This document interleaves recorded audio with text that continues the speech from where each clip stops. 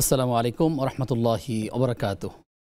বিসমিল্লাহ আলহামদুলিল্লাহ ওসলাতু আসসালামু আলা রসুলিল্লাহ ওয়ালা আলিহি ওয়াসহাবিহি আজমাইন, আম্মা বাদ।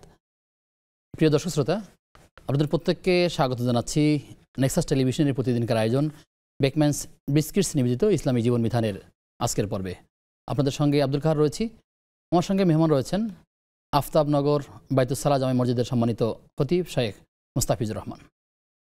আসসালামু আলাইকুম। ওয়ালাইকুম আসসালাম রহমতুল্লাহ বরকাতুহ। শেখ কেমন আছেন? জি আলহামদুলিল্লাহ, আল্লাহ তাআলা ভালো রাখছেন। আপনি কেমন আছেন? আলহামদুলিল্লাহ, আল্লাহ রাব্বুল আলামিন ভালো রেখেছেন। অনেক কষ্ট করে হাজির হয়েছেন, আপনাকে স্বাগত জানাচ্ছি আমাদের আজকের পর্বে। আপনাদেরকে অনেক ধন্যবাদ। বারাকাল্লাহু ফিকুম ওয়া ইয়াকুম। প্রিয় দর্শক, আপনারা জানেন আমরা এক এক দিনে এক একটি বিষয় নিয়ে আলোচনা করি। তারই ধারাবাহিকতায় আজ আমরা আলোচনা করতে চাই কোরআন শিক্ষার আহ্বান। রাসূল সাল্লাল্লাহু আলাইহি ওয়াসাল্লাম বলেছেন, খায়রুকুম মান তাআল্লামাল কুরআন ওয়া আল্লামা। তোমাদের মধ্যে সেই ব্যক্তি সর্বোত্তম যে কোরআন শিখে এবং অপরকে কোরআন শেখায়। কিন্তু কোরআন হাদিসের অসংখ্য বাণী থাকবার সত্ত্বেও আমরা আসলে ভরিয়ে যাচ্ছি। রাসূল কোরআনুল কারীম আল্লাহ রাব্বুল আলামিন প্রথম যে বাণী নাজিল করেছেন সেটাও ছিল পড়ো, ইকরা। কিন্তু আমরা সেই পড়ার পরিবর্তে আমরা সঠিকভাবে না জানবার কারণে সঠিক আমলগুলোও করতে পারছি না। আমরা আমলের প্রতি যত না বেশি গুরুত্ব দিয়ে থাকি, কিন্তু জানার প্রতি নেহায়াত কমই গুরুত্ব দিয়ে থাকি। কিন্তু ভালো করে না জানলে যে আমলটি ভালো হবে না, সেটি আমরা বেমালুম যে কেন যেন ভুলিয়ে যাই। প্রিয় দর্শক, এই অবহেলার কারণ, অবহেলার ফলাফল, কোরআন থেকে দূরে থাকলে তার কি পরিণাম হবে, কোরআন শেখার আহ্বান যারা করতেন তাদের মর্যাদাটা কি, আমরা এই বিষয়গুলো নিয়ে আলোচনা করব। আপনিও চাইলে আমাদের সাথে আলোচনায় যুক্ত হতে পারবেন। নেক্সাস টেলিভিশন ইসলামিক এই পেজের কমেন্টে আপনার যে কোনো প্রশ্ন আমাদেরকে জানালে আমরা সেই সকল প্রশ্নের সরাই সমাধান জানবার চেষ্টা করবো ইনশাআল্লাহ। তাহলে এছাড়া স্ক্রিনে দেখার নম্বরে ফোন কলের মাধ্যমে আপনার যুক্ত হওয়ার সুযোগ তো রয়ে গেল। যাচ্ছি মোহতারামের কাছে। মোহতারাম, যেমনটি আপনি শুনলেন যে কোরআন শিক্ষার আহ্বান। আমাদের সমাজের অনেক মানুষ আছেন যারা নিয়মিতই নিজেরা কোরআন অধ্যয়ন করে ভালো করে বিশুদ্ধভাবে তেলাওয়াত করার চেষ্টা করে, মানুষকে সেই পথে আহ্বান করে। এই যারা দায়ী আহ্বান করে, ডাকে, তাদের কি মর্যাদা আছে? আর যাদেরকে ডাকা হচ্ছে তারা যে গাফেল হয়ে যাচ্ছে, তাদের পরিণতি আসলে কি হবে যদি তারা সাড়া না দেয়? আলহামদুলিল্লাহ ওয়াসসালাতু ওয়াসসালামু আলা রাসূলিল্লাহ ওয়া আলা আলিহি ওয়া আসহাবিহি আজমাইন। আমি আল্লাহ রাব্বুল আলামিনের শুকরিয়া আদায় করছি যে আল্লাহ তাআলা পবিত্র কোরআন শিক্ষা কেন্দ্রিক কিছু কথা বলবার আল্লাহ সুযোগ করে দিয়েছেন, এবং রাসূলুল্লাহ সাল্লাল্লাহু আলাইহি ওয়াসাল্লামের প্রতি দরুদ, শুহাদায়ে কিরামের সর্বোচ্চ মর্যাদা কামনা করছি। বিশেষত বাংলাদেশ সহ সারা পৃথিবীতে যারা কোরআন প্রচার করতে গিয়ে, কোরআনের কাজ করতে গিয়ে, কোরআনকে মানুষের কাছে পৌঁছে দিতে গিয়ে জীবন দিয়েছেন, এবং যারা দাঈ আল্লাহ হিসেবে কাজ করেছেন, আল্লাহ যেন সকলের এই শ্রমকে কবুল করেন। যারা পৃথিবী থেকে চলে গিয়েছেন, আল্লাহ যেন সকলকে উচ্চ সম্মান আল্লাহ যেন দান করেন। আমিন আমিন। তো আমি আসলে কোরআন থেকে কথা বলছি, কোরআন শিক্ষা এবং কোরআন নিয়ে যারা কাজ করেন। আল্লাহ রাব্বুল আলামিন কোরআনুল কারীমের ভিতরে কোরআনকে প্রচার করবার জন্য, কোরআনকে মানুষের কাছে ছড়িয়ে দেওয়ার জন্য অসংখ্য বক্তব্য তিনি দিয়েছেন। যেমনটি দেখবেন আল্লাহ রাব্বুল আলামিন তিনি বলেছেন যে কিতাবুন উনসিলা ইলাইকা, আল্লাহ তাআলা বললেন কিতাবুন উনসিলা ইলাইকা ফালা ইয়াকুন ফি সাদরিকা হারাজ লিতুনযিরা বিহি ওয়া যিকরা লিল মুমিনিন। যেমনটি আল্লাহ তাআলা সূরা আরাফের 2য় আয়াতে তিনি বলেছেন যে এই কিতাব তোমার উপরে নাজিল করেছি, মানে এই কোরআন তোমার উপরে নাজিল করেছি যেন মানুষকে সতর্ক করবার ক্ষেত্রে তোমার ভিতরে কোনো ধরনের সন্দেহ, ভয়, ভীতির তৈরি না হয়, কোনো ধরনের সন্দেহ তৈরি না হয়, এবং তুমি যেন কোনো সময় নার্ভাস ফিল না করো এই কোরআন মানুষের কাছে ছড়িয়ে দেওয়ার ক্ষেত্রে। লিতুনযিরা বিহি ওয়া যিকরা লিল মুমিনিন, এবং এটি হচ্ছে মুমিনদের জন্য স্মারক বা স্মরণিকা। আল্লাহ রাব্বুল আলামিন এই বক্তব্য দিয়ে যে কথা শুরু করলেন, এবং ইকরা এই বক্তব্য দিয়ে যে পড়ার ধারাবাহিকতার যাত্রা শুরু করলেন, এই কোরআনকে মানুষের কাছে ছড়িয়ে দেওয়ার জন্য, শিক্ষা দেওয়ার জন্য আল্লাহ রাব্বুল আলামিন রাসূলুল্লাহ সাল্লাল্লাহু আলাইহি ওয়াসাল্লামকে স্বয়ং তিনি মনোনীত করেছেন। রাসূল মাকবুল সাল্লাল্লাহু আলাইহি ওয়াসাল্লাম তিনি মানুষের কাছে কোরআনের শিক্ষাটাকেই ছড়িয়ে দিয়েছেন, এবং রাসূল সাল্লাল্লাহু আলাইহি ওয়াসাল্লামকে আল্লাহ তাআলা বলছেন যে ইয়া আইয়ুহার রাসূল বাল্লিগ মা উনসিলা ইলাইকা মির রাব্বিক, হে নবী তুমি ছড়িয়ে দাও, প্রচার করো যা তোমার কাছে আল্লাহর পক্ষ থেকে নাজিল হয়েছে তা, এবং সম্পূর্ণটাই তুমি মানুষের কাছে প্রচার করে দাও, কোনো অংশ তুমি গোপন করবে না। ওয়া ইল্লাম তাফআল ফামা বাল্লাগতা রিসালাতা, যদি তুমি এটি না করো, আল্লাহ তাআলা তার রাসূলকে বলছেন, তাহলে কিন্তু তুমি আসলে আল্লাহ তাআলা রিসালাতকে প্রচার করলে না, তুমি আল্লাহ তাআলা রিসালাতকে প্রচার করলে না, তার হক সঠিকভাবে আদায় করলে না। দেখুন আল্লাহ রাব্বুল আলামিন যে নির্দেশটি, যে আবশ্যকতা রাসূলুল্লাহ সাল্লাল্লাহু আলাইহি ওয়াসাল্লামের প্রতি দিয়েছেন, এই রাসূল সাল্লাল্লাহু আলাইহি ওয়াসাল্লামের পরবর্তী সময়ে সাহাবা আজমাইন এবং একই সাথে পরবর্তী তাবেঈন, তাবেঈন যারা ছিলেন, আইম্মায়ে মুজতাহিদিন, সালফে সালেহিন, প্রত্যেকেই কিন্তু কোরআনের শিক্ষাকে মানুষের কাছে ছড়িয়ে দেওয়ার জন্য কাজ করেছেন। প্রচেষ্টা চালিয়েছেন এবং এর জন্য এই প্রচার করতে গিয়ে যাবতীয় কষ্ট সহ্য করেছেন, যন্ত্রণা সহ্য করেছেন। কেউ কেউ এই কোরআন প্রচার করতে করতে করতে এই কোরআনের কথা বলতে বলতে জীবনের শেষ সময় পর্যন্ত তিনি কোরআনের সাথেই থেকে আল্লাহর কাছে মিলিত হয়েছেন। এবং এই নজির আপনি লক্ষ্য করবেন যে রাসূলুল্লাহ সাল্লাল্লাহু আলাইহি ওয়াসাল্লাম তিনি এই কোরআন প্রচারের ক্ষেত্রে, মানুষের কাছে কোরআন ছড়িয়ে দেওয়ার ক্ষেত্রে যে বক্তব্যটি দিয়েছেন, যে রাসূল সাল্লাল্লাহু আলাইহি ওয়াসাল্লাম বললেন যে খায়রুকুম মান তাআল্লামাল কোরআন ওয়া আল্লামাহু, যে তোমাদের মধ্যে সর্বোত্তম হচ্ছে তিনি যিনি কোরআনকে নিজে শিখেন এবং মানুষকে শেখান। একই সাথে এই হাদিসের ব্যাখ্যা শুনবো। আমি কলার আছেন। জি, প্রিয় দর্শক কে আছেন? আসসালামু আলাইকুম। হ্যালো, আসসালামু আলাইকুম। ওয়ালাইকুম আসসালাম ওয়া রাহমাতুল্লাহ। আমি আমার স্বামী স্ত্রীর ব্যাপারে বলছি। আমার স্বামীর সাথে আমার 1 বছরের দূরত্ব হয়েছে, মানে ছাড়াছাড়ি হয় না, কেউ আমাকে ছাড়ে নাই, কিন্তু মন ঘষাঘষি। এখন কি আমাদের সম্পর্কটাকে আবার মিলাইতে পারবো? আর একসাথে থাকতে পারবো নাকি না আমাদের ডিভোর্স মানে তালাকের ব্যাপারটা হয়ে গেছে? আর একটা ব্যাপার, আমি মসজিদের ভিতরে বারান্দায় বসে বলছিলাম যে আমি এর সাথে যাব না। এখন আমার কি করণীয় এইটা একটু আপনাদের কাছে জানতে চাই। আচ্ছা আচ্ছা, প্রিয় বোন, আপনি থাকুন আমাদের সাথে, আমরা জানবো ইনশাআল্লাহ তাআলা। শাইখ জি, আমি যেখানে জি আলোচনায় আসবো, আমাদের সাথে আরো দর্শক যুক্ত হচ্ছে না, যেহেতু এই অনুষ্ঠানের সৌন্দর্য হচ্ছে আমাদের দর্শকরা, এবং দর্শকরা হচ্ছে প্রাণ, আমরা তাদেরকে যুক্ত করে নিচ্ছি। অবশ্যই অবশ্যই। জি, দর্শক কে আছেন আমাদের সাথে? জি, আসসালামু আলাইকুম। ওয়ালাইকুম আসসালাম ওয়া রাহমাতুল্লাহ। জি, আমি সুজান থেকে বলছি ভাই। জি, আমি প্রশ্ন করতে পারি? জি জি জি, আমি প্রশ্ন করতে পারি? জি, আপনি প্রশ্ন করবেন, সেজন্য আমরা বসে আছি। আচ্ছা আচ্ছা, ঠিক আছে। শুনে আপনাদেরকে আমার প্রশ্ন হলো ব্যাংকের সুদের ব্যাপারে। দর্শক আপনি জি, আপনি কথা বলবেন, আপনি টেলিভিশনের ভলিউম কমিয়ে আমাদের কাছে প্রশ্ন রাখুন, অথবা আপনি সেটের থেকে একটু দূরে গিয়ে প্রশ্ন করুন।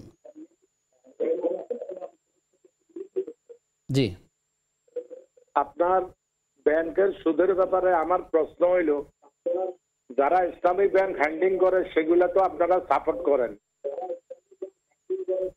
জি, বাকি ব্যাংকগুলো আপনারা সুদের উপর, কিন্তু ইসলামিক ব্যাংক বাংলাদেশের সারা দেশে তারা বিস্তৃত হইতে পারে নাই। আর নম্বর 2, বাংলাদেশের সব কিছুই তো আমাদের ইন্টারেস্টের উপর চলে।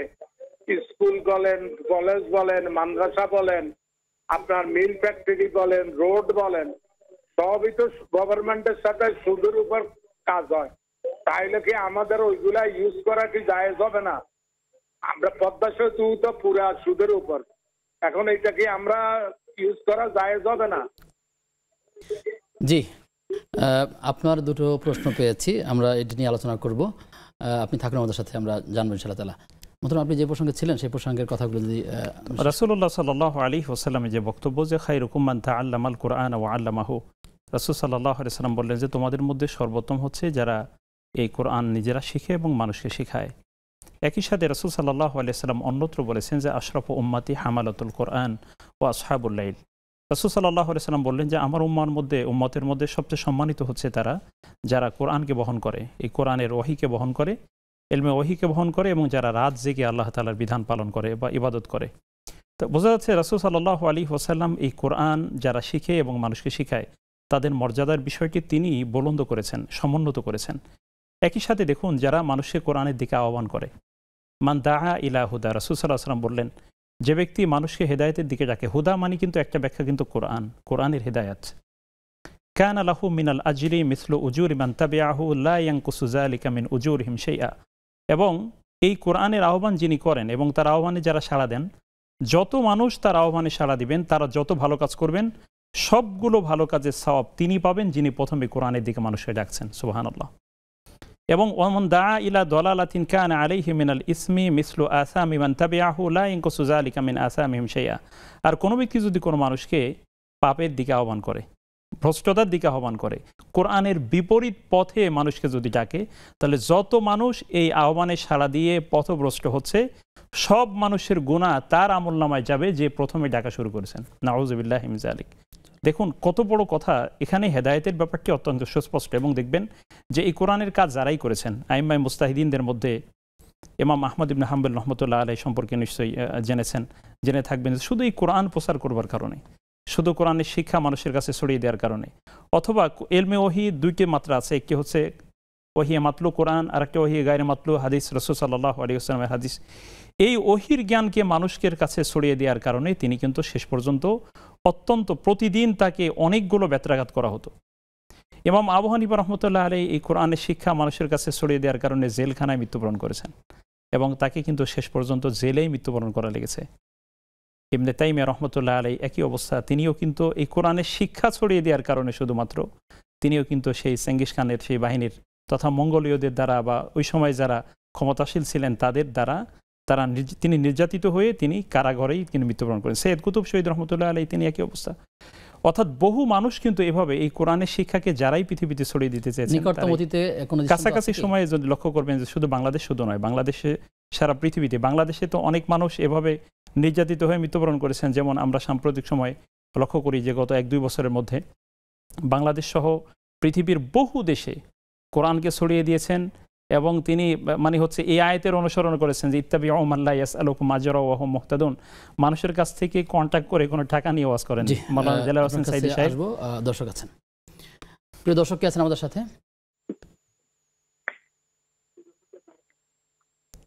দর্শক শুনতে পাচ্ছেন আমাদেরকে?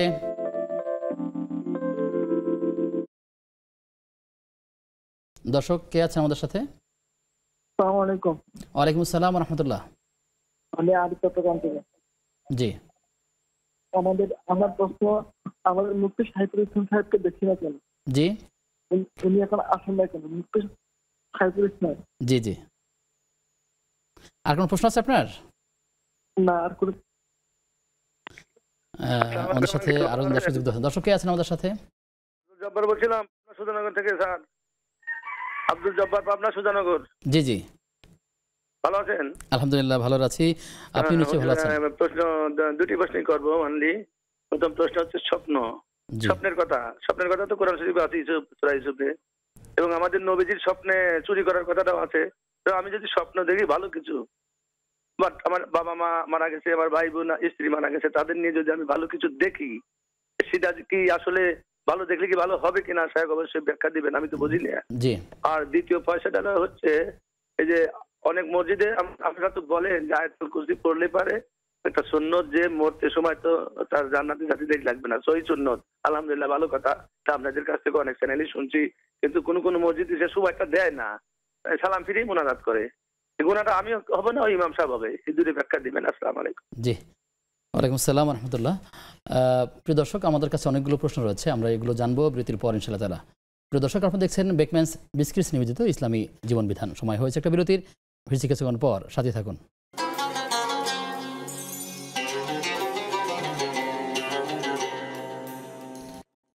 বিরতির পরে সবাইকে আবারও আমন্ত্রণ জানাচ্ছি নেক্সাস টেলিভিশনের প্রতিদিনকার আয়োজন বেকম্যানস বিস্কিটস নিবেদিত ইসলামী জীবন বিধানের আজকের পর্বে। আপনাদের সঙ্গে আব্দুল কাহার রয়েছি, আমার সঙ্গে মেহমান রয়েছেন শায়েখ মুস্তাফিজুর রহমান। মোহতারাম, আমাদেরকে যে প্রশ্ন করলে আমাদের বোন দর্শকে, তিনি জানতে চাইলেন যে তিনি একবার বলেছিলেন মসজিদের ভেতর থেকে যে তিনি তার স্বামীর কাছে যাবেন না, এমন একটি কথা বলেছিলেন, এবং দীর্ঘ সময় পার হয়েছে, এরপরে প্রায় 1 বছরের মতো দূরত্ব হয়ে গেছে। প্রশ্ন হচ্ছে এখানে তার যাবেন না বলেছেন, অদা করেছিলেন বা কথা বলেছেন, এটা এখন কোন অবস্থা আছে? এবং দ্বিতীয়ত যে 1 বছর ওয়েট করেছেন, স্বামীর থেকে অনেক দূরত্ব ছিলেন, এখন আবার তার কাছাকাছি হতে চাচ্ছেন, শরীয়তে কোনো বাধা আছে কিনা? এরকম পরিস্থিতিতে আসলে কি করা দরকার? রাসূলুল্লাহ সাল্লাল্লাহু আলাইহি ওয়াসাল্লামের একটি হাদিস রয়েছে যে কোনো ব্যক্তি যদি মানত করে কোনো বিষয়ের বা শপথ করে, অর্থাৎ শপথ করেছে যে এই কাজ তিনি করবেন না, শপথের বিপরীতে যদি ভালো কাজ থাকে, তাহলে রাসূল সাল্লাল্লাহু আলাইহি ওয়াসাল্লামের সুন্নাহ হচ্ছে শপথের কাফারা আদায় করবেন, তিনি ওই কাজটি করে ফেলবেন যে মর্মে না করার তিনি শপথ করেছিলেন। তো উনি যদি শপথও করে থাকেন, তাহলেও তিনি শপথের কাফারা দিয়ে তিনি ভালো কাজ, যেহেতু স্বামী স্ত্রী মিলে যাওয়া, সুতরাং সেই দিকে অগ্রসর হবেন। থাকে দ্বিতীয় বিষয় হচ্ছে যে এখন তারা 1 বছর দূরত্বে থাকবার পরে এখন তারা মিলিত হতে পারবেন কিনা? পারবেন। এক্ষেত্রে নতুন করে বিবাহ করতে হবে না, স্বাভাবিকভাবেই তারা আবার সংসার করতে পারবেন, যেহেতু তালাকের কোনো প্রশ্ন এখনো আসেনি। এখন যদি স্বামী বলেন তাকে যে না তালাক হয়ে গেছে, বা স্বামীর মাধ্যমে সুস্পষ্ট ঘোষণা আসে তাহলে সেটা ভিন্ন অথবা যদি মাসালায় এমন যাবে। তিনি যখন বলেছিলেন তার কাছে যাব না, এটার বদ্বারা উদ্দেশ্য যেতে আসলে বিচ্ছেদ হবেন বা এরকম যদি কোনো উদ্দেশ্য থেকে থাকে, আল্লাহ মালুম ভালো জানেন, তো এরকম কারোদের পরিস্থিতি হয়ে থাকে। উনি উদ্দেশ্য করলেও তো এটা তালাক হচ্ছে না, তো কারণ তালাক তো দিবেন হচ্ছে স্বামী, স্বামীর পক্ষ থেকে তালাক আসবে। উনি ইচ্ছা করলেন যে না, উনি শক্তভাবে সিদ্ধান্ত নিলেন আমি তার কাছে যাব না, চাইতে পারেন, তালাক তো চাইতে পারেন, তালাক তিনি চাইতে পারেন, কিন্তু তিনি চান নাই। যদি না চেয়ে থাকেন, চাইলে সেটা ভিন্ন মাসালা। আর যদি চান, তার স্বামী যদি বলেন না আমি তালাক দেব না, সেক্ষেত্রে তো তালাক হবে না, তালাক কার্যকর হবে না, কারণ তালাকের ব্যাপারটি স্বামীর হাতে। যাব না বলে যদি তিনি তালাক চাচ্ছেন এরকম বুঝায়, তাতে কয় তালাক হবে বা আদৌ হবে কিনা? না, তালাক হবে না। এক্ষেত্রে তালাকের কোনো মাসালাই এখানে কার্যকর হবে না, কারণ স্বামীর সাথে তার কোনো কানেকশনই নেই এবং তার সাথে কোনো যোগাযোগও তার হচ্ছে না যে তিনি আসলে এটাকে কোন দিকে নিতে যাচ্ছেন। জি, আশা করছি আমাদের বোন প্রশ্ন জবাব পেয়েছেন। প্রিয় দর্শক কে আছেন আমাদের সাথে?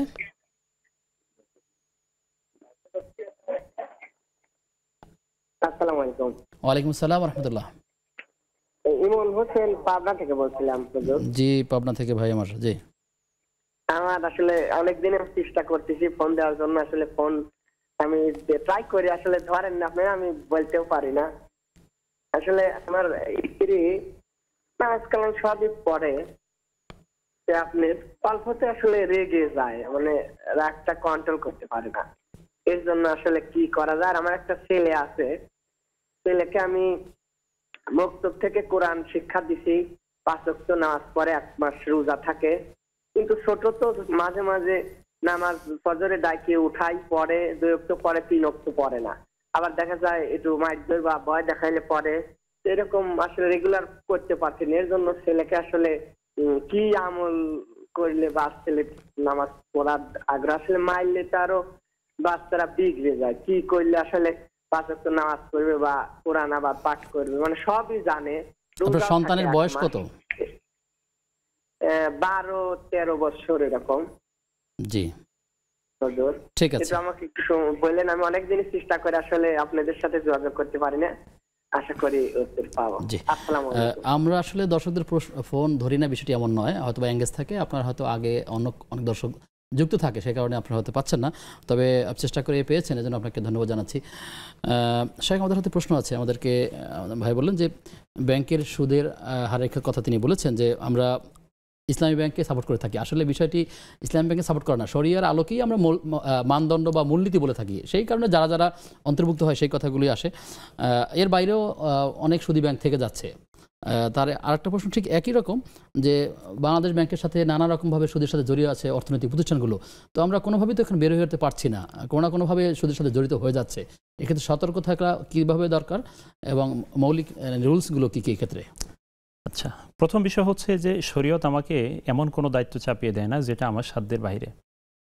শরীয়ত সবসময় আমাকে এভাবেই বলে, যদি 2টি ভালো পথ থাকে, 2টি পথই থাকে, তার মধ্যে যদি তুলনামূলক ভালো পথটি আমার কাছে থাকে, তাহলে সেই ভালো পথটি গ্রহণ করব। একটি অবৈধ পথ এবং আরেকটি বৈধ পথ যদি পাশাপাশি থাকে, তাহলে বৈধ পথটাকেই গ্রহণ করতে হবে। এবার আসুন এই ভাইয়ের যে প্রশ্ন, সেটা হচ্ছে বাংলাদেশের বাস্তবতায় যে সবগুলো প্রতিষ্ঠান অর্থনীতির মানে হচ্ছে সব অর্থনীতি বা ব্যাংক প্রতিষ্ঠানগুলো টোটালি চলে সুদ ভিত্তিক, ইন্টারেস্ট ভিত্তিক, তাহলে আমরা সুদ থেকে মুক্ত থাকবো কি করে?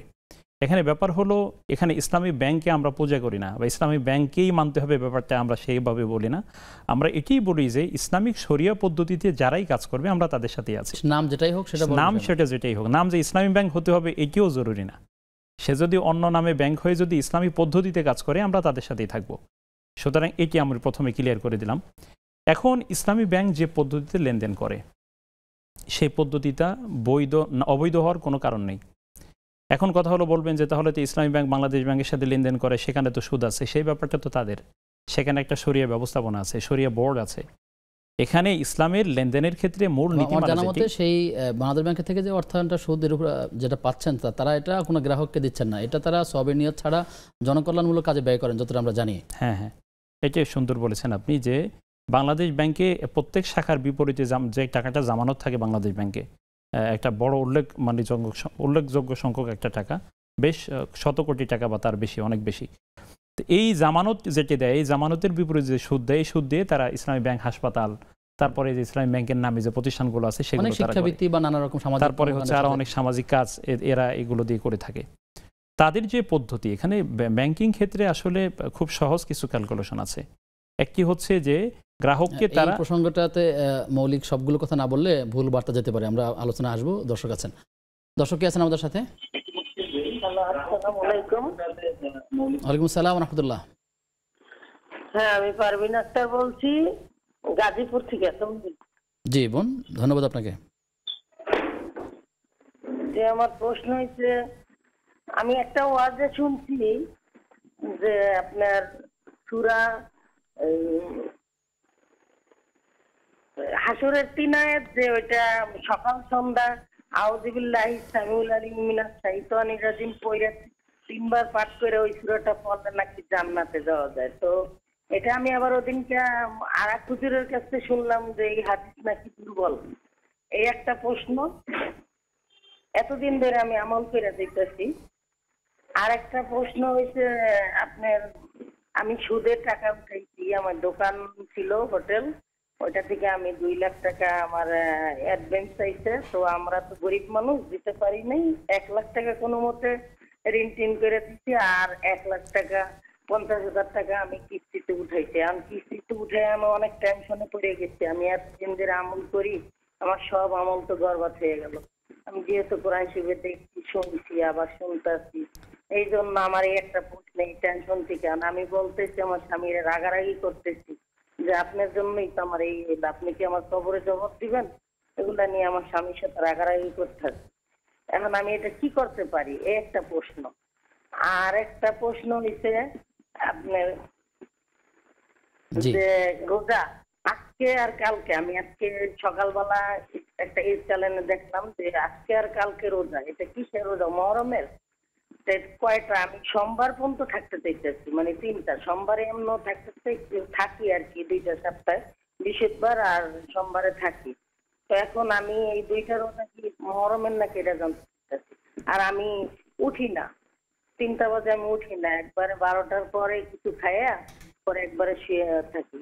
উঠলে আমার ফজরের নামাজটা পাওয়া যায় না, এই জন্য আমি একবার এটা করি। এটা আমার কতটুকু ইসলামে, এটা একটু জানাইবেন। জি বোন, আপনার দুটো প্রশ্ন আমরা পেয়েছি। আপনি থাকুন আমাদের সাথে, আমরা ধারাবাহিকভাবে জানবার চেষ্টা করবো ইনশাআল্লাহ তাআলা। মোহতারাম, ব্যাংকের বিষয়ে যে বলছিলেন, আমরা বলতেছিলাম যে ইসলামী ব্যাংক মূলত এখানে শরীয়ত পদ্ধতি যেটা অনুসরণ করে, সেক্ষেত্রে কতগুলো ব্যাপার আছে। এগুলো ক্লিয়ার হলেই আমি যে ভাই প্রশ্ন করেছেন উনি আশা করছি বিষয়টা বুঝবেন। প্রথম হচ্ছে অর্থের পরিমাণটা নির্দিষ্ট করে দেয়া। আমার লাভ হোক অথবা লস হোক, আমি আপনাকে ফুল 12% বা 8%, 7% সুদ দেব। ইসলামী ব্যাংক এক্ষেত্রে বলে যে আপনার সম্ভাব্য এটা হতে পারে, কমও হতে পারে, বেশি হতে পারে। এক্ষেত্রে যদি ইসলামী ব্যাংক নির্দিষ্ট করে দেয় এটা দিবেই, এবং সেটা যদি প্রতি বছর এটা কনফার্মই থাকে, একটা হলো যে না আসলে এভারেজে এইটা সাধারণত আসে, বিগত দিনের অভিজ্ঞতার আলোকে তারা, এবং আর বহুমুখী তো তাদের বিনিয়োগ থাকে, একদিকে লস হলেও আর একদিকে লাভ হয়, এটা দুইটা মিলে কিন্তু তারা সমন্বয় করে দেয়। এ হলো বিষয়। এটা হলো একটা ব্যাপার। আরেকটা ব্যাপার হলো আমার অর্থ দিয়ে তারা কোনো অবৈধ কিছু ব্যবসা করবে না, মদের ব্যবসা করবে না, বা হারাম কোনো পণ্যের তারা বিনিয়োগ করবে না, পণ্যে এই ব্যবসায় আমাদের টাকাটা বিনিয়োগ করবে না। এটা কিন্তু গুরুত্বপূর্ণ। এই দুইটি শর্ত মৌলিক ইসলামী ব্যাংকের লেনদেনের ক্ষেত্রে, যে তারা অর্থ নির্দিষ্ট করে দেয় না, আরেকটা হচ্ছে এই প্রতারণার আশ্রয় নেন। এখানে কোনো মিথ্যা থাকতে পারবে না, মিথ্যা কথা একটা বলবে কাজে আরেকটা, এটাও থাকতে পারবে না। এই ধরনের শর্ত দিয়ে কিন্তু ইসলামী ব্যাংকের মানে মানুষের সাথে লেনদেন করে। আর একটা হলো তারা যে এই যে বেশি কম নেয়, সেটা হচ্ছে হাদিসের পরিভাষা হলো যে টাকার বিনিময়ে টাকা, এটা কিন্তু সুদের দিকে যায়। আর একটা হচ্ছে টাকার বিনিময়ে যদি মাল হয়, পণ্য হয়, যেমন আমরা পণ্য কিনে দিলাম, পণ্যের বিপরীতে আপনি টাকা জমা দিবেন। এক্ষেত্রে এখন কেউ কেউ আবার বলছেন যে ইসলামী ব্যাংক তো সরাসরি টাকা দিয়ে দিচ্ছে, তাহলে আমরা তো টাকার বিনিময়ে টাকাই দিচ্ছি। এটা হচ্ছে ওয়াকালা একটা ব্যাপার আছে। যারা মাসালা সম্পর্কে জানেন, কাউকে উকিল নিয়োগ দেয়া, ধরুন ব্যাংক সে কাউকে উকিল এখন যদি কাউকে টাকা দেয়, এর মানে হলো যে ব্যাংক যদি এই ফর্মুলায় যায় যে আমি আপনাকে এই টাকার জন্য উকিল নিয়োগ দিলাম, আপনি এটা কিনেন, কেনার পরে ভাউচার দিয়ে দিবেন, এটা কিন্তু পরবর্তীতে ভাউচারে যে হিসাব হবে সেটা হবে গ্রাহকের সাথে ব্যাংকের, এটা সাহেবুল মাল এবং মোদারিব। আর পরে প্রথমে যে টাকাটা দিয়ে দিলেন, এটা কিন্তু তখন কিন্তু উকিল নিয়োগ হিসেবে এটা কাউন্ট হবে। এক্ষেত্রে মাসালাগত কিন্তু তারা এটা বুঝেই কিন্তু এটা করে। আমি কিন্তু প্রথমে প্রশ্ন করেছিলাম তাদেরকে যে তা আপনারা যে টাকা দিয়ে দেন, তাহলে তো এইটা আপনারা সেই সুদের দিকে যাচ্ছে, তখন তারা কিন্তু এই জবাবটা তারা দিয়েছে। এই হলো বিষয়। এখন সর্বোপরি কথা হলো, আসলে আমরা তো সব প্রশ্ন উত্তরগুলো, বিকল্প যদি না থাকে, বিকল্প যখন থাকবে না, তখন যেই পদ্ধতিটা আমার পক্ষে আছে, ইসলামের পক্ষে আছে, সেই পদ্ধতি অবলম্বন করতে হবে। সেক্ষেত্রে শুধুমাত্র আমি এটাকে কোনো দলীয় ট্যাগের ভিতর নিয়ে যাই অথবা কারো ব্যাংক এটা সেদিকে নিয়ে যেয়ে আমি এখান থেকে দূরে থাকা হবে, এটা সুস্পষ্ট অজ্ঞতা এবং এটি ঠিক হবে না। জি জি। প্রিয় দর্শক কে আছেন? ওয়ালাইকুম আসসালাম রহমতুল্লাহ। জি আমরা শুনতে পাচ্ছি, আপনি বলুন। আচ্ছা, আমার স্বামী প্রতিদিন বুঝছেন আমাকে সন্দেহ করে যে কোনো কারণে, যে কোনো বিষয়, মানে কাউকে নিয়ে, বা আমার বোনের জামাই, আত্মীয় স্বজন, যদি দিননীতি কেউ আসে, ওদের সব সময় সন্দেহ করে। এখন আমার কি করণীয় হুজুর? আচ্ছা ঠিক আছে, আর কোনো প্রশ্ন আছে আপনার? জি, আর কোনো প্রশ্ন আছে আপনার? এখন আজকে 3 মাস আমার স্বামী আমাকে ছেড়ে চলে গেছে, মানে অনাথ সন্দেহ করে। আজকে যদি আমার কোনো খারাপ উদ্দেশ্য থাকতো, কোনো খারাপ কাজে লিপ্ত থাকতাম, তাহলে মানে একটু হলে সান্ত্বনা মনে বুঝ দিতাম যে আমার তো এরকম আছে। আমি তো ওই ধরনের না। কি কারণে করে? সবসময় সন্দেহ করে, আর সবাই সবসময় খারাপ মনে করে। আচ্ছা ঠিক আছে বোন, আমরা এই বিষয়গুলো আলোচনা করবো ইনশাআল্লাহ তাআলা বিরতি থেকে ফিরে এসে। প্রিয় দর্শক, আপনারা দেখছেন নেক্সাস টেলিভিশনের প্রতিদিনের আয়োজন বেকম্যানস বিস্কিটস নিবেদিত ইসলামী জীবন বিধান। সময় হয়েছে আবার একটা বিরতির, ফিরছে কিছুক্ষণ পর, সাথে থাকুন।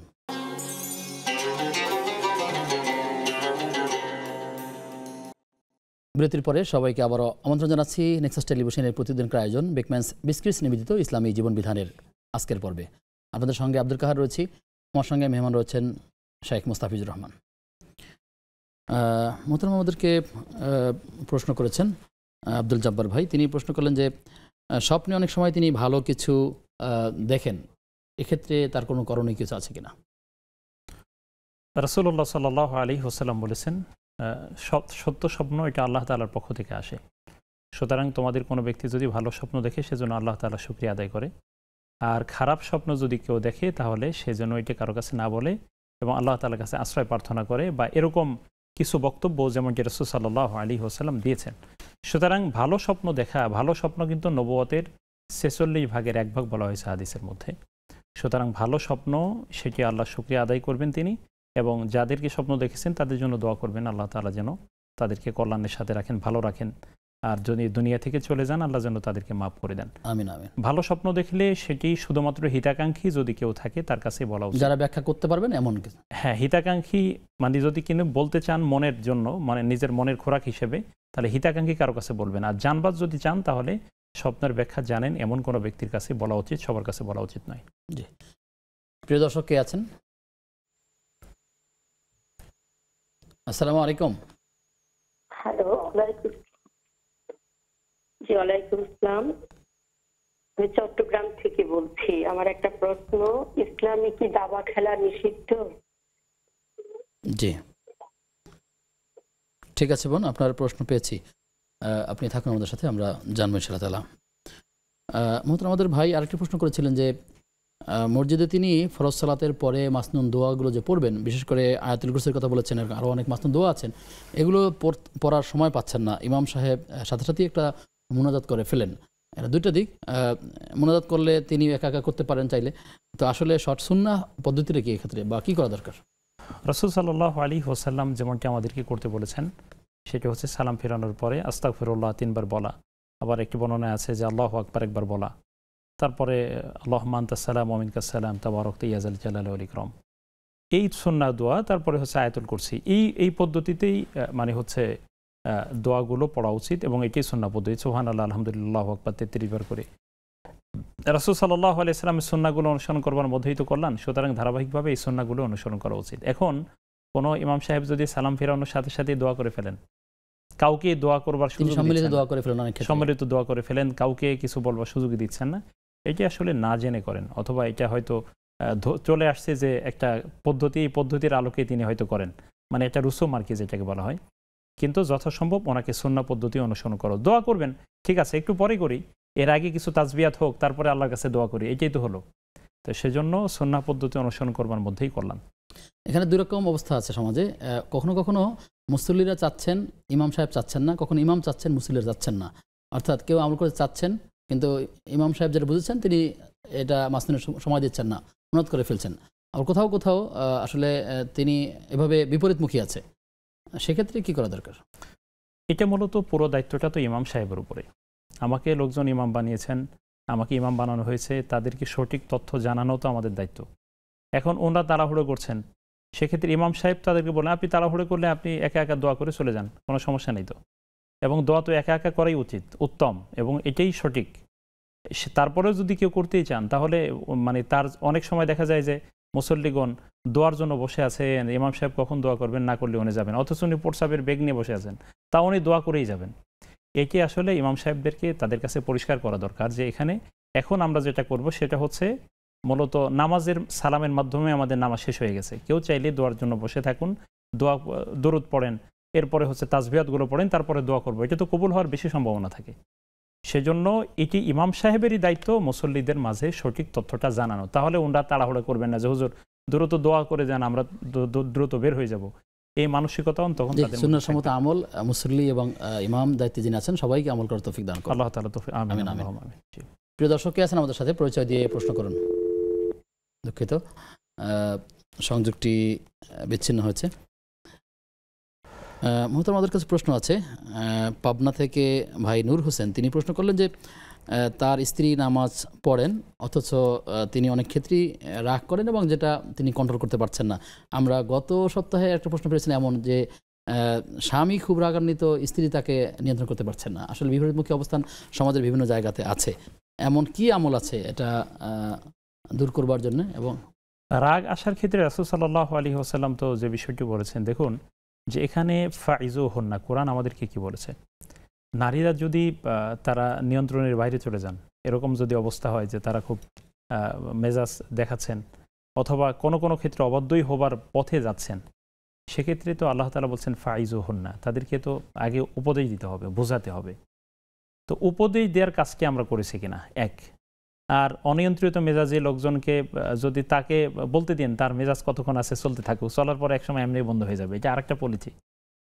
তৃতীয় বিষয় হচ্ছে যে অজু করবার জন্য তাকে উৎসাহ দেয়া, যে ঠিক আছে আমি বুঝতে পারছি তোমার মেন্টালিটি সম্ভবত একটু কোনো কারণে খারাপ হয়ে গেছে, অজুটা করে আসো, তারপর একটু কথা বলতেছে তোমার সাথে। তার কারণ অজু করলে কিন্তু মানুষের মন এমনিই শয়তান চলে যায়, মেজাজ এমনি নিয়ন্ত্রণে হয়ে যায়। এটা হচ্ছে সাময়িক পরিস্থিতি। স্থায়ীভাবে যদি তার এই সমস্যা হয় যে না আসলে একবারে সামান্যতেই তিনি রাগান্বিত হয়ে যান, তাহলে তাকে আমলের প্রতি উদ্বুদ্ধ করা যেতে পারে এবং তাকে কোরআন তেলাওয়াতের প্রতি উৎসাহিত করা যেতে পারে। তাকে সকাল সন্ধ্যায় কুল আউযু বিরাব্বিল ফালাক, কুল আউযু বিরাব্বিন নাস এই সূরাগুলো পড়বার প্রতি উদ্বুদ্ধ করা যেতে পারে। সর্বোপরি তার জন্য আল্লাহর কাছে দোয়া করা যে আল্লাহ তাআলা তার জন্য স্বামী মাঝে মাঝে কিছু গিফট আলাদাভাবে দিবেন, সেটা তো দুনিয়ার সেটা আছে, সেগুলো তো আর অবৈধ নয়। আলহামদুলিল্লাহ, অনেক চমৎকার বলেছেন যে আমরা দেখা যায় পুরুষ লোক বিভিন্ন স্থানে যাই, মাঝে মাঝে তো আমাদের এরকম হয়, বলে যে আপনারা তো অনেক ভালো ভালো স্থানে গিয়ে সুন্দর খাবার খান, ভালো ভালো স্থানে মেহমান হিসেবে থাকেন, তাহলে আমাদের অবস্থা কি? তারা তো বাসায় থাকেন। সেই হিসেবে সুন্নাহ হচ্ছে রাসূল সাল্লাল্লাহু আলাইহি ওয়াসাল্লাম আমাদেরকে শিখিয়েছেন, রাসূল কি বললেন, তোমরা যা খাবে তাদেরকেও খাওয়াবে, তোমরা যা পড়বে তাদেরকেও পড়াবে। এইটার যদি আমল করতে চাই, গিফট বাড়াই দিলে হয়তো কাউন্সেলিং এর একটা অংশ এটা হতে পারে। তাদেরকে উপহার সামগ্রী দিয়ে তাদের সম্মানটাকে অক্ষুণ্ণ রাখা। অনেক সময় স্বামীর কারণে স্ত্রী অনিয়ন্ত্রিত হয়ে যায়, কারণ তিনি তাকে পাত্তাই দিতে চান না, তার মনটাও গলে যেতে পারে। এটি তিনি অ্যাপ্লাই করে দেখতে পারেন। জি, আল্লাহ তাআলা তৌফিক দান করুন। প্রিয় দর্শক কে আছেন? আসসালামু আলাইকুম। দুঃখিত, আমাদের ভাই আব্দুল জব্বার তিনি আরেকটা প্রশ্ন করেছিলেন যে তার নূর হোসেন তিনি বলেছিলেন যে তার সন্তান আছে যার বয়স 12 বছর, তিনি অনেক সময় চেষ্টা করেন তার সন্তানকে সুন্নতে এবং ফরজের তাগিদ দেওয়ার ক্ষেত্রে, সন্তানের সময় গ্রহণ করতে পারছেন না, তাদেরকে মারাও যাচ্ছে না। আসলে সন্তানকে কিভাবে নসিহত করবেন, কিভাবে গড়ে তুলবেন একটা আদর্শ সন্তান হিসেবে? পিতা মাতা নিজেরা আদর্শিক কিনা এগুলো একটা ব্যাপার প্রথমে, অর্থাৎ বাবা ঠিক মতন নামাজের প্রতি গুরুত্ব দেন কিনা, মা নামাজের প্রতি গুরুত্ব দেন কিনা। একজন সন্তানকে ভালো বানাতে হলে প্রথম ভালো হতে হবে পিতামাতাকে। অনেক সময় দেখা যায় বাবা মা নিজেরা অনিয়ন্ত্রিত, সন্তানকে ভালো বানাতে চান, এই চিন্তা করাটা বোকামি হবে। কারণ বাবা বলছেন যে তিনি চেষ্টা করছেন, মানে এটা কমনলি বললাম। দ্বিতীয় আসুন, উনি যেটি বলছেন যে বাবা ভালো আছেন, বাবা ভালো থাকবার চেষ্টা করেন, সন্তানকে মানে হচ্ছে খারাপ দিকে মানে খারাপ হয়ে যাচ্ছে, ওনাকে বোঝানোর পরেও সে সঠিক পথে থাকছে না, নামাজ পড়ছে না। বোঝাতে হবে তাকে, বোঝানো ছাড়া তো উপায় নেই, এবং আল্লাহর কাছে দোয়া করতে হবে। আর আরেকটা ব্যাপার হচ্ছে, এই সন্তানের যারা শিক্ষক আছে, এই সন্তানের যারা শিক্ষক, তাদেরকে সম্মান করতে হবে বাবাকে। এবং বাবাকে এই শিক্ষককে সম্মান করতে হবে, শিক্ষককেই বলতে হবে যে আপনি ছেলেটাকে একটু বুঝিয়ে বলবেন, তাদের এতে মাধ্যমে কিন্তু সন্তানকে বেশি ইফেক্টিভ হয়। অনেক সময় পিতামাতার কথা গুরুত্ব না দিলেও শিক্ষকের কথা গুরুত্ব দেয়, সেক্ষেত্রে অবশ্যই পিতামাতা শিক্ষককে সম্মান করতে হবে এবং কোনো অবস্থায় সন্তানের সামনে শিক্ষককে ছোট করা যাবে না। জি, শুকরিয়া। জি, প্রিয় দর্শক কে আছেন অনলাইনে যুক্ত আছেন? হ্যালো, আসসালামু আলাইকুম। ওয়ালাইকুম আসসালাম ওয়া রাহমাতুল্লাহ। হ্যালো, জি, আমরা শুনতে পাচ্ছি, আপনি প্রশ্ন করুন।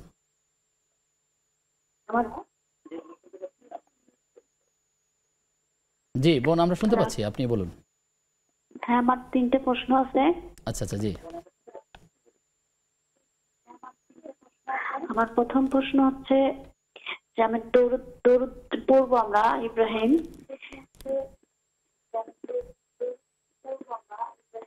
জি, কতটুকু পড়তে হবে? আর দ্বিতীয় প্রশ্ন হচ্ছে না, দরুদ ইব্রাহিম কতটুকু পড়তে হবে মানে বাচ্চা মারা যায় তারা কি হাসরে দেখা হবে? তাদের বোন, আপনার প্রথম যে প্রশ্নটি সেটা ছিল দেখা হবে বা সেই বাবা মার জন্য সুপারিশ করতে পারবে না জীবিত অবস্থায়? আমার প্রথম প্রশ্ন হচ্ছে দরুদ কতটুকু পড়তে হবে? দরুদ ইব্রাহিম আমি এইটুকুই শুধু পড়ি, আল্লাহুম্মা সাল্লি আলা মুহাম্মাদ, এইটুকুই পড়ি। কি নামাজে নাকি বাইরে? না না না, এমনিতে জেগের হিসেবে। আচ্ছা, দরুদ হিসেবে, জেগের হিসেবে। জি, দ্বিতীয় প্রশ্নটা কি বললেন? আর তৃতীয় প্রশ্ন হচ্ছে যাদের পেটে সন্তান মারা যায় তাদের সাথে কি সে বাবা মার দেখা হবে হাসরের ময়দানে, বা সে তাহলে কি সেই সন্তানের সাথে কি সুপারিশ করতে পারবে না করতে পারবে না? জীবিত অবস্থায় যদি জীবিত অবস্থায় মারা যায় ছোট বাচ্চা, তারাই শুধু সুপারিশ করতে পারবে, যারা পেটে মারতে পারবে না? আচ্ছা, ঠিক আছে। আরেকটা প্রশ্ন হচ্ছে যারা অন্যায় ভাবে জুলুম করে, যারা হক নষ্ট করে, মানে স্বামী স্ত্রী যারা হক নষ্ট করে দেয়, বাধ্য করে স্বামী স্ত্রীকে আলাদা করতে, তারা কতটা আযাব হবে, তাদের শাস্তি কি হবে? জি, আপনার 3টি গুরুত্বপূর্ণ প্রশ্ন পেয়েছি, আমরা বিরতির পরে এসে এটার জবাব দেব ইনশাআল্লাহ তাআলা। প্রিয় দর্শক, আপনারা দেখছেন বেকম্যানস বিস্কিটস নিবেদিত ইসলামী জীবন বিধান।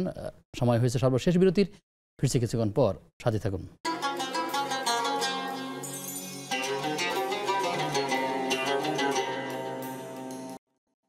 বিরতির পরে সবাইকে আবারও আমন্ত্রণ জানাচ্ছি বেকম্যানস বিস্কিটস নিবেদিত ইসলামী জীবন বিধানের আজকের পর্বে। আপনাদের সঙ্গে আব্দুল কাহার রয়েছি, আমার সঙ্গে মেহমান রয়েছেন শেখ মুস্তাফিজুর রহমান। মোহতারাম, আমাদেরকে যে বোন প্রশ্ন করেছিলেন পারভীন আক্তার, তিনি জানতে চাইলেন যে তিনি শুনেছেন সূরা হাশরের আয়াত শেষে পড়লে জান্নাতে যাওয়া যাবে, আবার একজন বলেছেন যে এটা বেদাত, এটা পড়া যাবে না, দুর্বল হাদিস। এক্ষেত্রে সমাধানটা কি? বিষয় হচ্ছে যে উনি সূরা হাশরটাকে আবশ্যক মনে করেন কিনা, যে না এটা পড়তেই হবে, পড়াই উচিত। একে আবশ্যক মনে না করে যদি তিনি পড়ে থাকেন বা পড়েন, তাহলে এটি পড়তে পারেন। কোরআনে যে কোনো আয়াত হিসেবে মাঝে মাঝে পড়লেন, মাঝে মাঝে ছাড়লেন, সমস্যা নেই, অতীতে পড়েছেন। এখন এটি যদি দুর্বল হাদিস হয়, এখন পেছনে যেটা পড়েছেন সেজন্য যে গুনাহ হবে, যেমনটা উনি ধারণা করছেন আমার সব আমল বাতিল হয়ে যাবে কিনা, ব্যাপারটা এরকম না। উনি কোরআন হিসেবে তেলাওয়াত করেছেন, সুতরাং এটা সওয়াব উনি পেয়ে যাবেন। কিন্তু এটাকে মানে একবারে পড়তেই হবে কোনটা, সেটা হলো ফরজ নামাজের পরে আয়াতুল কুরসি।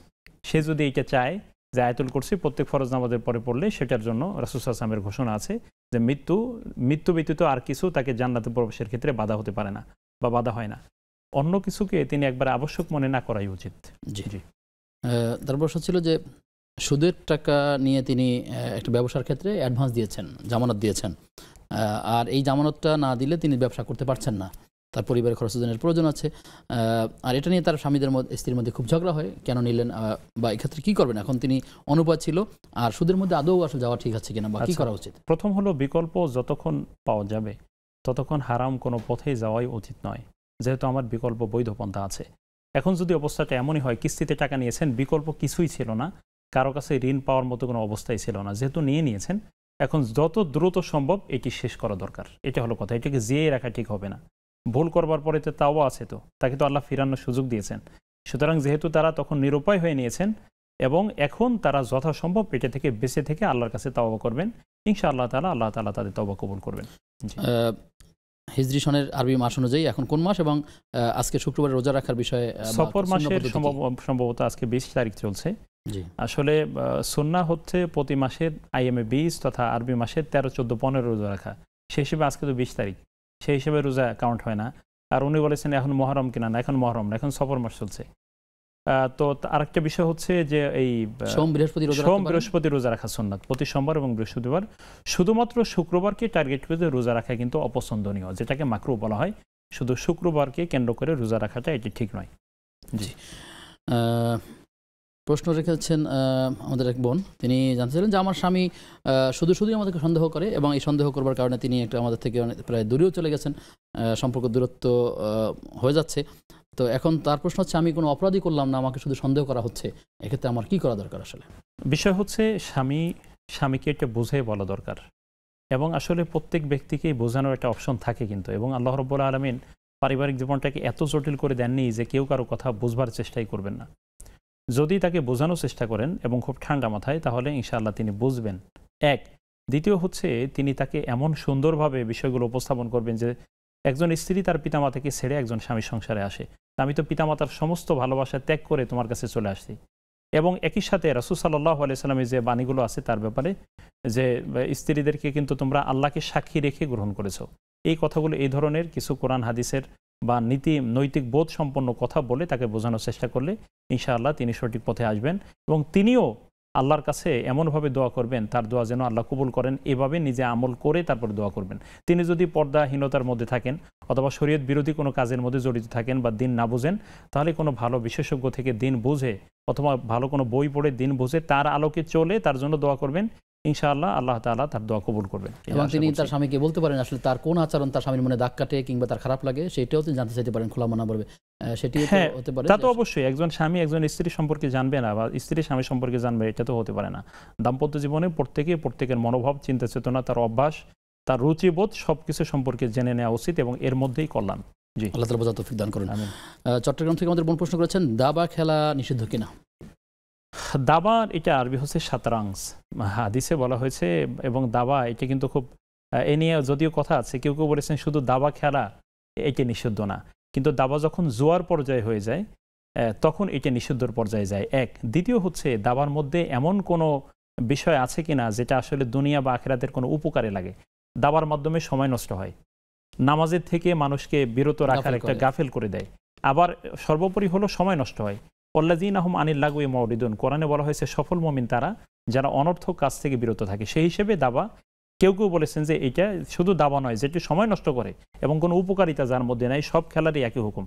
আর দাবা যদি জোয়ার পর্যায়ে চলে যায়, জোয়া খেলা হয়, যার মধ্যে সুস্পষ্ট হারাম হয়ে যাবে এবং সুস্পষ্ট নিষিদ্ধ হয়ে যাবে। প্রশ্ন করেছেন আমাদের এক বোন যে দুরূদ ইব্রাহিম তিনি কতটুকু পড়তে হবে তিনি জানতে চাইছেন। আসলে দুরূদ ইব্রাহিম পড়লে পুরোটাই পড়া উচিত, কিন্তু তিনি যদি শুধু দুরূদ হিসেবে পড়েন তাহলে তো সাল্লাল্লাহু আলাইহি সাল্লাম আল্লাহুম্মা সাল্লি আলাইহি এতটুকু বললেই দুরূদ হয়ে যায়, কিন্তু দুরূদ ইব্রাহিম হিসেবে দুরূদ পড়লে পুরোটাই তাকে পড়তে হবে। জি, প্রশ্ন করেছেন যে কোনো মা যদি তার পেটে সন্তান থাকা অবস্থায় যে সন্তানটি মারা যায়, গর্ভে থাকা অবস্থায়, তার সাথে তার দেখা হবে কিনা ঠিক, এবং জীবিত হওয়ার পর যদি কোনো সন্তান মারা যায়, তার জন্মের পরে যদি কোনো সন্তান মারা যায় তাহলে এই সন্তান সুপারিশ করবে কিনা, ঠিক তেমনিভাবে গর্ভে থাকা সন্তান যদি মারা যায় তিনি তার মা বাবার জন্য সুপারিশ করবেন কিনা, সুপারিশের বিষয়টা আসলে কি? আসলে সুপারিশ নিয়ে অনেকগুলো বক্তব্য আছে, এইটি খুব অল্প কথায় বলা সম্ভব না, শুধু এতটুকু বলি। কেউ কেউ বলেছেন এই সন্তান যারা অপ্রাপ্ত অবস্থা, মানে হচ্ছে যারা একেবারে শিশু অবস্থায় মৃত্যুবরণ করেন, তারা পিতামাতার নাজাতের ওসিলা হবে, এ নিয়ে কথা আছে।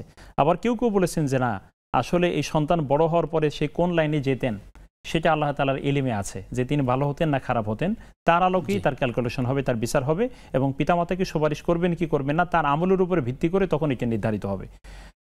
তৃতীয় বিষয় হচ্ছে যে পিতামাতার সাথে সন্তানের দেখা হবে কিনা, আল্লাহ চাইলে দেখা করাই দিতে পারেন, এটি আল্লাহ যদি চান, কিন্তু দেখা হবেই বা এই ধরনের কোনো বিষয় সুস্পষ্টভাবে এটা আমার জানা নেই, আমার ইলমে নেই। আমাদেরকে অনলাইনে প্রশ্ন করেছেন সৈয়দ আমিম, তিনি বলেছেন যে ঔষধ কোম্পানি অনেক ক্ষেত্রে অনেক সময় শিক্ষামূলক সেমিনার করে সেখানে একজন ডাক্তার রোগ সম্পর্কে ধারণা দেওয়া হয়ে থাকে, অন্য ডাক্তাররা সেখানে শিক্ষা গ্রহণ করবার জন্য যান। সেই প্রোগ্রামে যদি ওনাদের প্রচারণা করেন কোম্পানি, তাদের প্রচারণা, তাদের খাবার, তাদের গিফট, এটা গ্রহণ করা বৈধ কিনা? বিষয় হচ্ছে দাওয়াত হিসেবে কোনো একজন ব্যক্তি যে কোনো ভালো জায়গায় যেতে পারেন। ওই ইউজি বহু ইজা দাহু, একজন মমিনের উপর একজন মমিনের যে 6টি হক তার মধ্যে একটি হলো কারো আহ্বানে সাড়া দেয়া। দ্বিতীয় থাকলো যে ওখানে যাওয়ার পরে কিছু গিফট দেয়, উপহার দেয়, সেগুলো তিনি নিতে পারবেন।